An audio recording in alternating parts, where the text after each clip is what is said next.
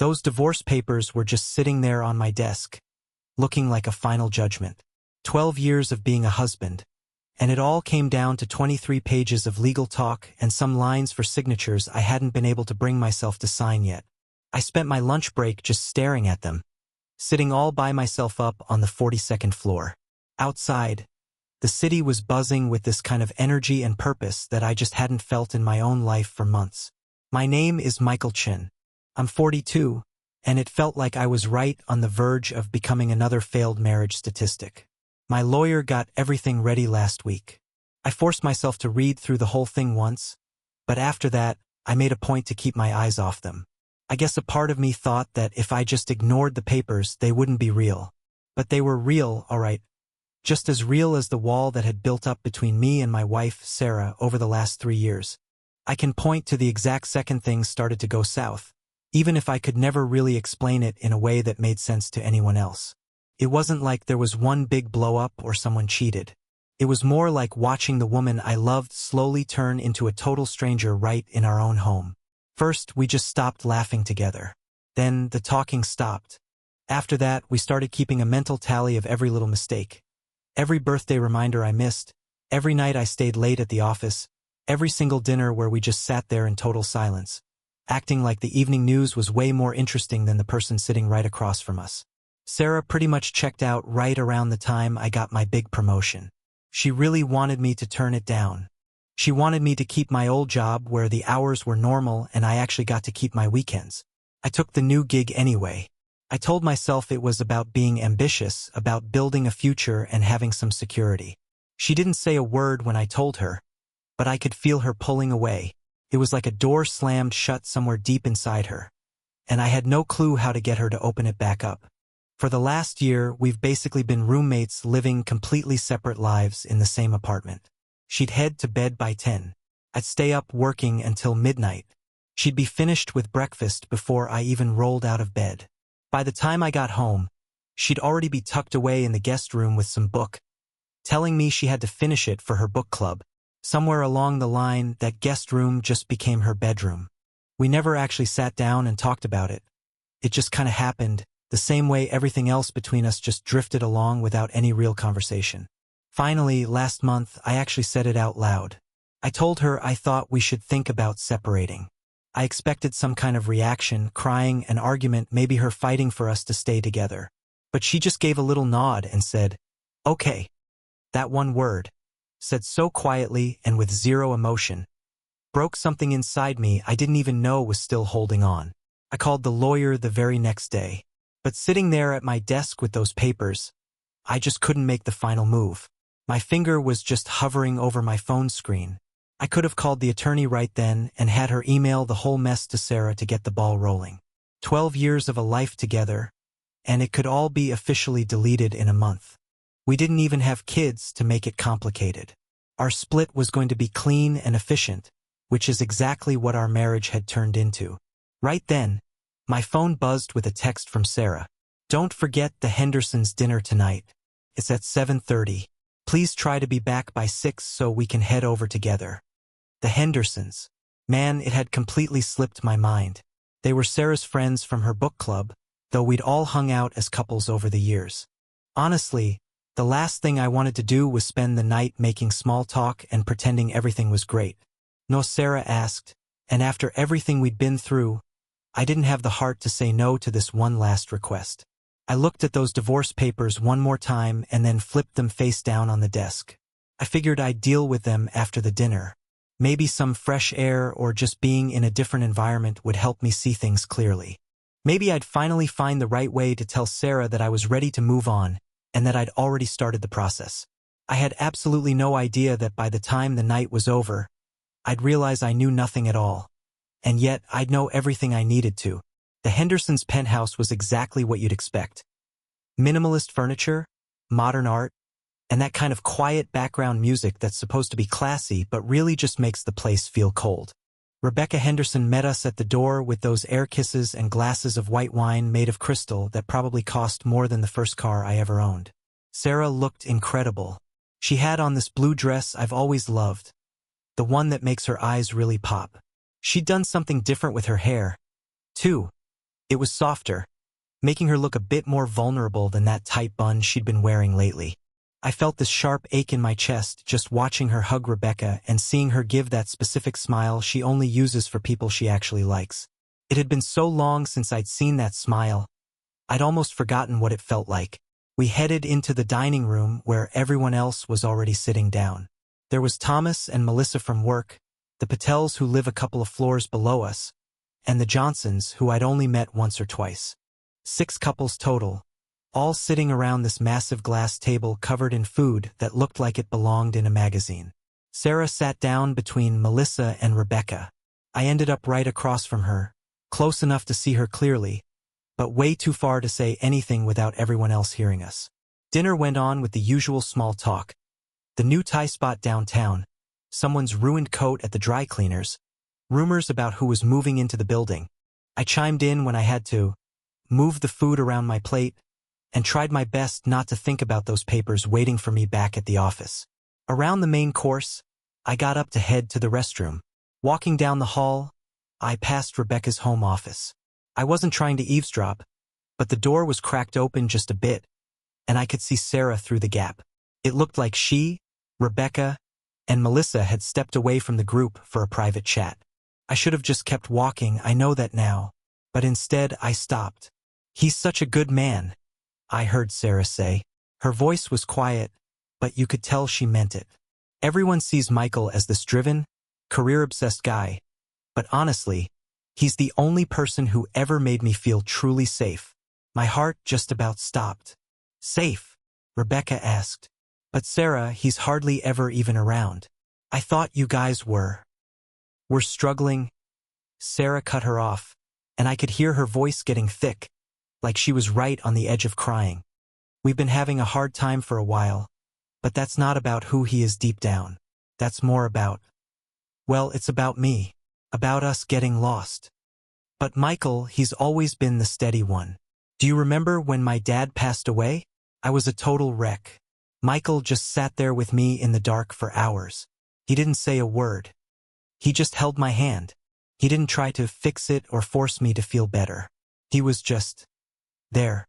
"So why is there so much distance between you then?" Melissa asked softly.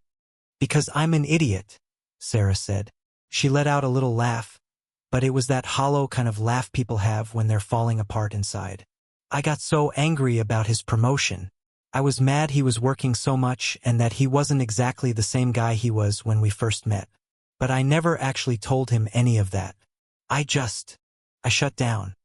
And the worst part is now he's shutting down too. I'm absolutely terrified that I've pushed away the only person who ever made me feel like I was worth staying for." I could hardly breathe standing there. "Have you actually told him this?" Rebecca asked. "I'm too proud," Sarah admitted. "We're both too proud. And honestly, I think it might be too late. He barely even looks at me anymore. I sleep in the guest room because lying in the same bed as someone who doesn't want you there is the loneliest feeling in the world."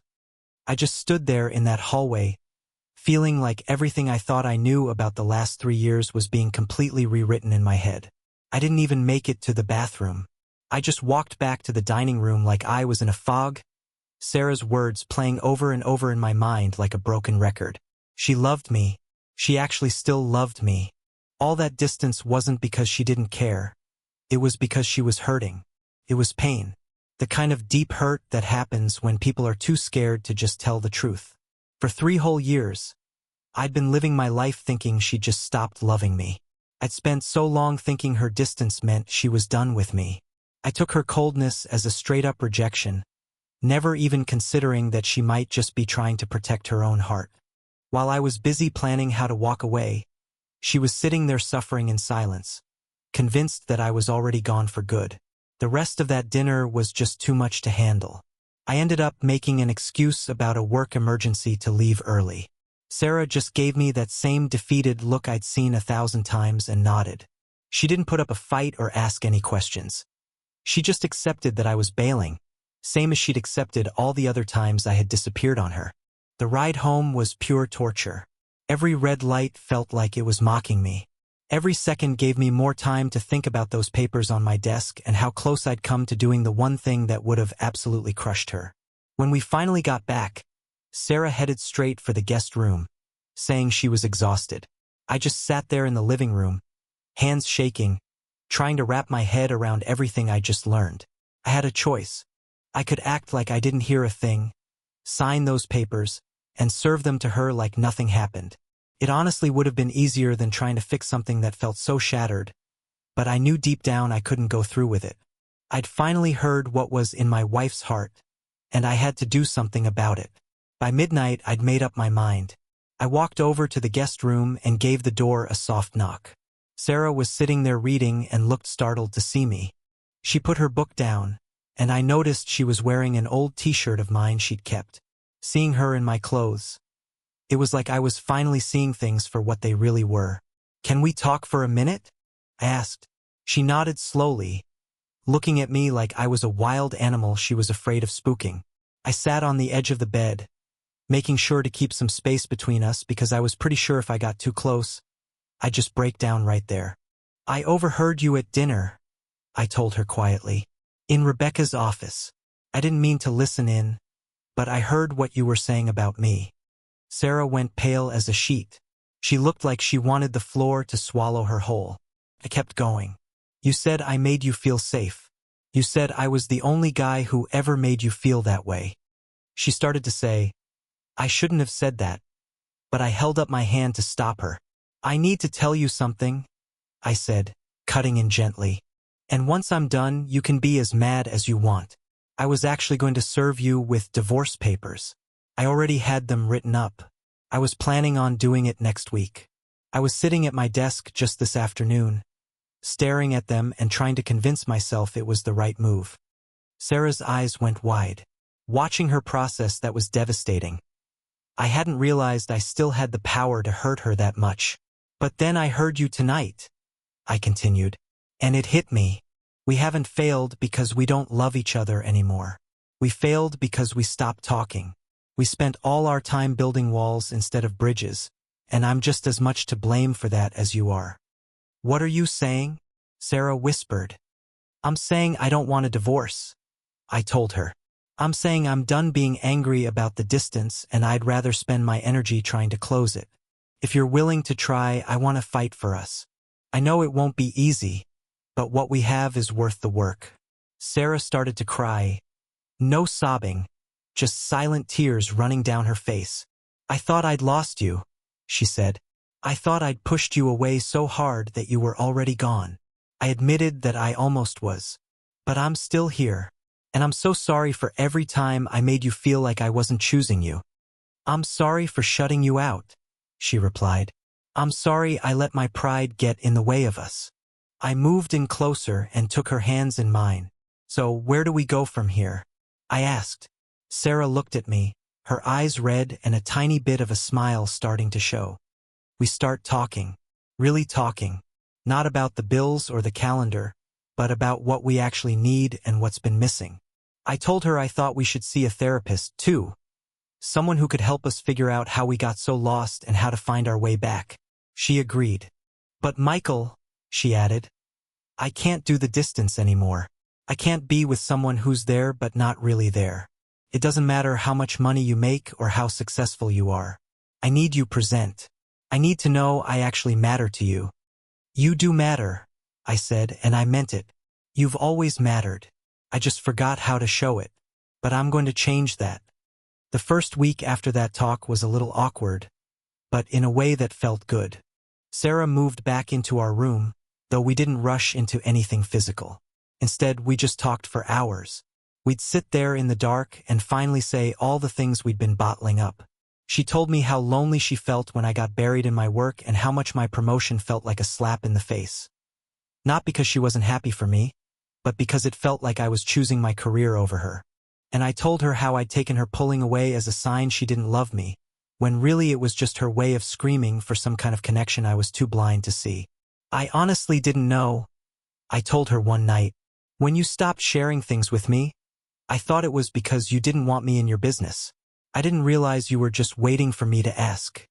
She admitted she was being a little unfair, expecting me to be a mind reader. "We were both being unfair," I said. "But we're here now, and that's what counts." I called my lawyer and told her to trash the papers.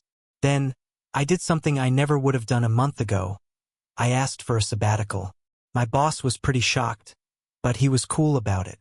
He actually told me he'd noticed I seemed distracted lately and was expecting my work to slip anyway.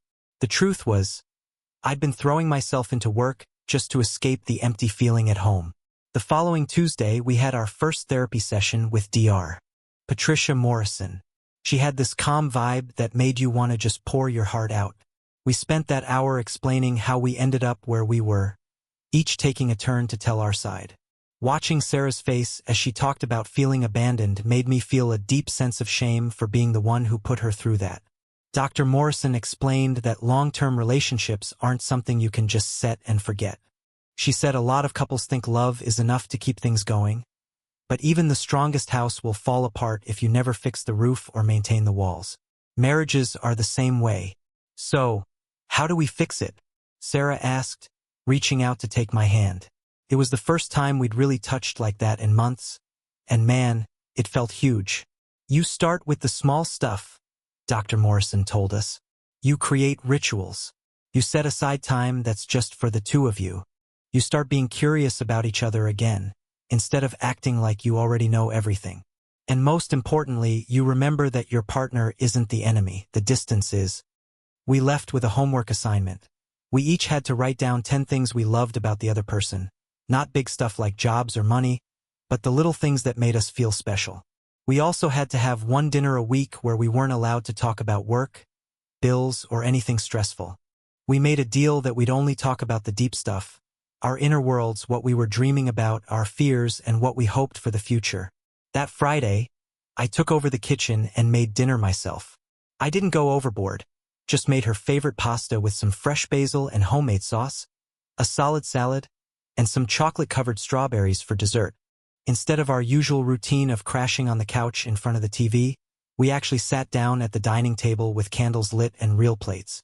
I handed her the list I'd put together. "Here are 10 things I love about you," I said. "And none of them have to do with your looks or your career." I watched her face as she read through them, seeing her expression soften with every point. "How you laugh at your own jokes even before you get to the punchline. The way you always leave a spot for me on the bed, even if I'm not home yet. How you remember everyone's birthday, even if you've only met them once. The way you can find something funny even when things are going totally wrong. How you move through life with so much genuine kindness. The guts it takes for you to admit when you've made a mistake. The way your voice gets all tender when you talk about what's coming next for us.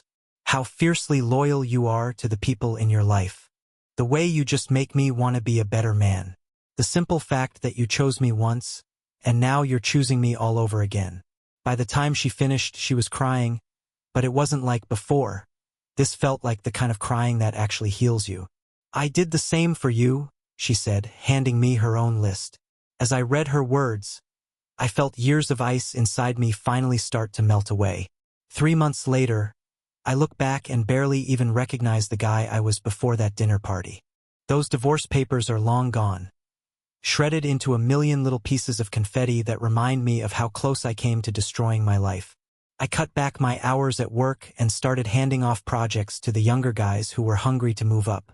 Sarah asked if I was worried about my career, and I told her the truth. My job never asked me to lose my soul.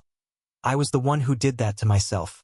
We kept up with the therapy, and it's become as much a part of our routine as brushing our teeth.